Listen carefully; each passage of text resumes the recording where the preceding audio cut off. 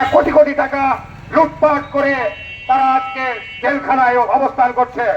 আমি মাননীয় মহোদয়ের কাছে উদাত্ত আহ্বান জানাচ্ছি, আপনি আমাদের ভুক্তভোগীদের দিকে বিবেচনা করে তারা আজকে গরু ছাগল বিক্রি করে আজকে বাড়ি দেওয়ার নাম তারা 3.5 লক্ষ টাকার মাল সামানা দিয়ে আমাদেরকে বাড়ি করে দিবে করে লোভনীয় প্রলোভনে দেখিয়ে আজ ফেলে পালিয়ে গেছে বা জেলখানায় অবস্থান করছে।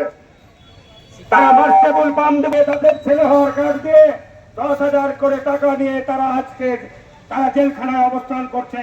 কিন্তু আমরা যারা ভুক্তভোগী আমরা কোথায় যাব? তাই আমি ডিসি মহোদয়ের কাছে উদাত্ত আহ্বান জানাচ্ছি, আপনি এর সুবিচার করে যে কোনো ভাবে তদন্ত করে সুষ্ঠু তদন্তের মাধ্যমে আমরা যারা ভুক্তভোগী আছি জেলা প্রশাসককে আমি বিনীতভাবে অনুরোধ জানাবো, আপনি এগুলো বিবেচনা করে আমাদেরকে একটা সুবিচার পথ দেবেন, আমরা যেন সুস্থভাবে সুন্দরভাবে ঘরে ফিরে যেতে পারি। নতুবা আমরা আমাদের কার্যক্রম এই রাজপথে চালিয়ে যাব। আমাদের 14 নম্বর ধাইনাগর ইউনিয়নের 9 নম্বর ওয়ার্ডের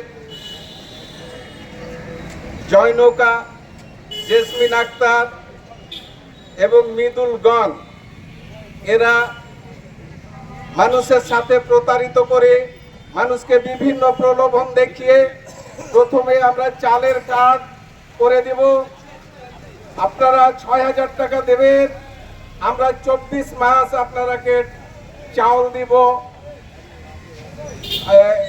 30 কেজি করে, প্রতি মাসে 30 কেজি করে 24 বার দেব।